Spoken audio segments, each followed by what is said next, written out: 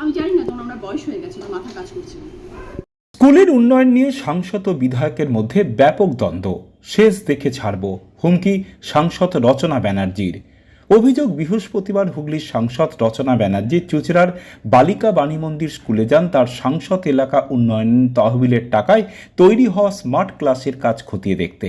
সেখানেই নিজের দলেরই চুঁচুড়ার বিধায়ক অসিত মজুমদারের বিরুদ্ধে অভিযোগ শুনতে হয় তাকে। সাংসদের কাছে প্রধান শিক্ষিকার অভিযোগ, স্মার্ট ক্লাসের কাজ বন্ধ করার জন্য বিধায়ক আগে স্কুলে এসে শিক্ষিকাদের শাসিয়ে গিয়েছেন, অকথ্য ভাষায় কথা বলেছেন। অভিযোগ শুনে কিছুক্ষণের জন্য স্তম্ভিত হয়ে যায় রচনা।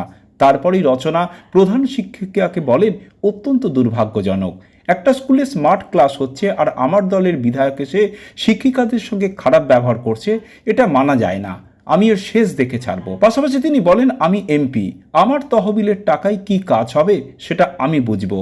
হয়তো ওনার বয়স হয়েছে তাই মাথা কাজ করছে না। স্কুলের প্রধান শিক্ষিকা ধৃতি ব্যানার্জি এ নিয়ে সাংবাদিকদের কাছে কোনো মন্তব্য করতে চাননি। তিনি শুধু বলেন, যা বলার সাংসদকে বলেছি।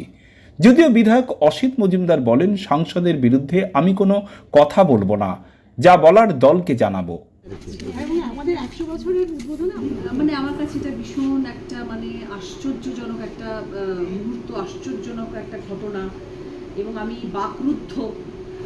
আমি আজকে এই কথাটি শুনে আমি অবাক হয়ে গেলাম যে তৃণমূল কংগ্রেস পার্টির বিধায়ক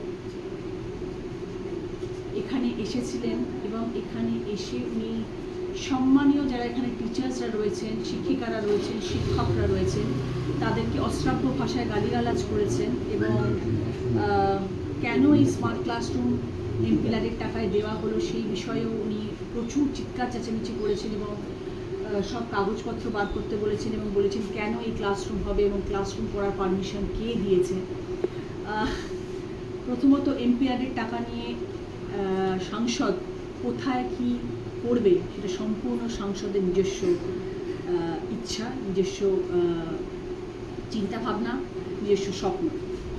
কার পাশে আমি কিভাবে আমার সাংসদের তহবিল থেকে টাকা নিয়ে আমি কোথায় কি করবো সেটা সম্পূর্ণ সেটা আমার ইচ্ছে, সেই ব্যাপারে কেউ কোনো বক্তব্য রাখতে পারে না। প্রথম কথা, এটা খুব একটা গ্রহণযোগ্য নয়, আমার কাছে তো নয় এবং কারোর কাছেই নয়। আমি ঠিক বুঝে উঠতে পারছি না এই মুহূর্তে আমার কি বলা উচিত আর কি বলা উচিত নয়। আমি এতটাই স্তব্ধ হয়ে যাচ্ছি এই বিষয়টা নিয়ে। কিন্তু আমি একটা কথা বলে দিতে চাইছি আজকে, যে আগামী দিনেও আমি স্মার্ট ক্লাসরুম করবো চুঁচুড়ার মুখে এসে, এবং স্কুলের পাশে আমি থাকবো, মানুষের পাশে আমি থাকবো। প্রচুর স্মার্ট ক্লাসরুম হবে, প্রচুর স্কুলের উন্নতি হবে, স্বাস্থ্য নিয়ে কাজ হবে, ইমামবাড়া হাসপাতাল নিয়ে কাজ হবে, অনেক কাজ হবে। যতদিন আমি সাংসদ থাকবো ততদিন কাজ করবে। আমি রচনা ব্যানার্জি যে কথা দিয়ে গেলাম, কার কত দম আছে সে আমাকে আটকে দেখে। দিদি, কেন মনে হলো, কেন বলবেন এই যে বিষয়টা হলো, বিধায়ককে আপনি দলকে জানাবেন, বলবেন? দল কিছুটা জানেন, ওনার আচার আচরণ গতিবিধি দলের কাছে প্রচুর এর আগেও প্রচুর ভাইরাল হয়েছে, প্রচুর ভিডিওস, অনেকে অনেক কিছু জানেন, নিশ্চয়ই জানবে। উপর মহলে আমি খবর পাঠাবো, যাকে জানানোর তাকে দরকার তাকেই আমি জানাবো, এবং আগামী দিনে যাতে এরকম ধরনের ঘটনা না হয় সেটাও নিশ্চয় হবে। দিদি, কেন বললেন বলে মনে হয়? কেন বিধায়ক এটা কেন বললেন? আপনার কাছে কোনো কাজ চেয়েছিল? জানি না, বাট উনি বোধহয় চেয়েছিলেন যে এখানে কোনো উন্নতি না হোক, এখানে ক্লাসরুম না হোক, এরমভাবেই থাকুক, এরমভাবে ক্লাস চলুক, মানে আমার এটাই মনে হচ্ছে। তা না হলে একটা ভালো ক্লাসরুম হচ্ছে, স্মার্ট ক্লাসরুম হচ্ছে ছাত্রীদের জন্য এখানে, সেখানে কেন ক্লাসরুমটা হচ্ছে সেটা নিয়ে যদি উনি এখানে মারামারি করেন তাহলে আমার কিছু বক্তব্য। এরকম ধরনের মন্তব্য করতে পারেন না, এরকম ধরনের কখনো মন্তব্য করতে পারেন না। আমি এটাকে স্ট্রংলি অবজেক্ট করি এবং এর শেষ আমি দেখি। দিদি, তিনিও তো 3 বারের বিধায়ক, বিজয় বিধায়ক। আমি জানি না, তখন আমার বয়স হয়ে গেছে, আমার মাথা কাজ করছে না। প্রধান শিক্ষিকা আপনার নামে একটা অভিযোগ করছেন, লিখিত থানায় জমা দিতে বলুন। এরকম যদি হয় উনি লিখিত থানায় জমা দিন।